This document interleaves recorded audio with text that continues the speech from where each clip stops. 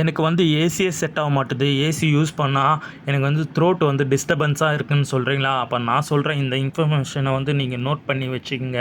அதுக்கு முன்னாடி வந்து நம்ம ஸ்பைடர் தமிழ வந்து லைக் பண்ணி, சப்ஸ்கிரைப் பண்ணி பாருங்க. இந்த மாரி யூஸ்ஃபுல்லான விஷயத்த நான் சொல்றேன். ஒண்ணும் இல்லைங்க, சிம்பிளான விஷயம் தான். அப்பப்போ பார்த்தீங்கன்னா, ஏசிய வந்து நல்லா கிளீன் பண்ணுங்க. அதாவது சர்வீஸ் எடுத்துங்க. அப்பப்போ வந்து பார்த்தீங்கன்னா, ஃபில்டர கிளீன் பண்ணி போடுங்க. ரூம்பு வந்து டஸ்ட்டு இருந்துச்சுன்னா, அந்த டஸ்ட்டெல்லாம் கிளீன் பண்ணிடுங்க. பாடி ஸ்ப்ரே வந்து ஏசி ஆன் பண்ணிவிட்டு யூஸ் பண்ணாதீங்க. ஸோ இந்த மாதிரி ப்ராசஸ்லாம் பண்ணிங்கன்னா கரெக்டாக இருக்கும். எதுக்கு நான் அப்பப்போ சர்வீஸ் எடுக்க சொல்கிறேன்னா, அதே டஸ்ட்டை வந்து நம்ம சுவாசிக்கிறதுனால த்ரோட் வந்து நம்ம ரொம்ப டிஸ்டர்பன்ஸாக இருக்கும். ஸோ இந்த மாதிரி விஷயத்தினால தான் நம்ம த்ரோட் வந்து உங்களுக்கு வந்து டிஸ்டர்பன்ஸாக இருக்கிற விஷயமே இதுதான்.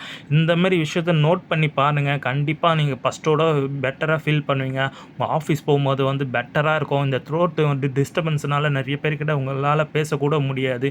ஆனால் இனிமேட்டு நான் சொல்கிற இன்ஃபர்மேஷனை நீங்கள் நோட் பண்ணிங்கன்னா ஃப்ரீனஸ்ஸாக இருக்கணும். ஸோ இந்த மாதிரி சொன்னதுக்கு ரொம்ப தேங்க்ஸ்னீங்கன்னா